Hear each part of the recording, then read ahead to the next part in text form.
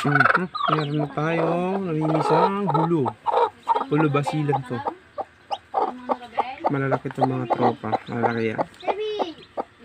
Pag 1 day, ay 1 week, pwede nang iwala itong mga nahihinahin. Ito mga sisyo nyo. Malalaki yan. Malalaki. Arikog. Lalaki ng sisyo niya. Pwedeng ibulos yan 1 week. Pwede 1 week, pwede nang ibulos yan. Dito yung kabubulos lang namin.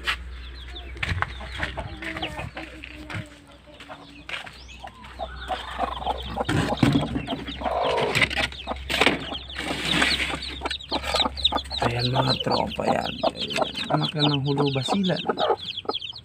Ganito magparami ng manok. 1 week lang bubulos muna siya.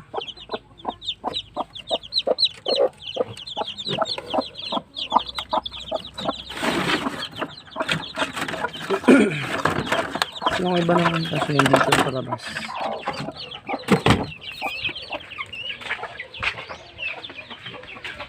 Tawagin natin yung iba.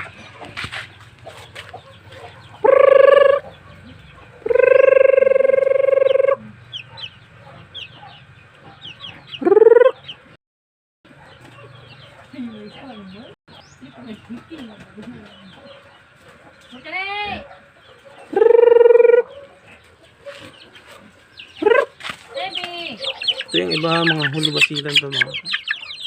Hulo basilan. Yan. Yan ang aming alagang manok.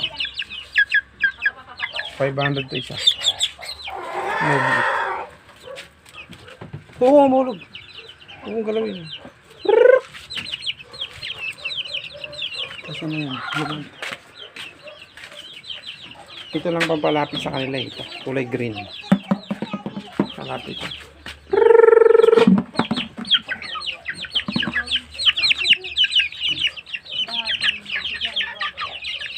Ito yung nalahian natin ng mistiso.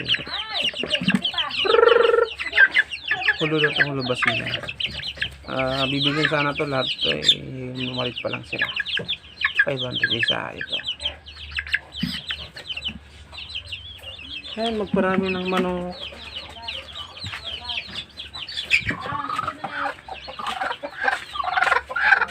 Ito kasi malapit na.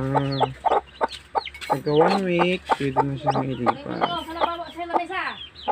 At pag lumaki ito, tsaka yan, mabot na ng 1 week, pwede na siya mag-walay. Hawarin natin dito. Tapos pabasawa na naman natin. Tinaiwan niya ang itlog.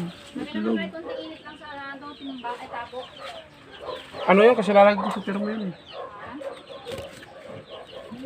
Laki ng itlog nyo.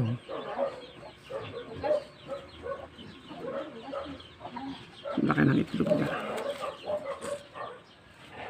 Ganon lang magpadami ng manok. 1 week.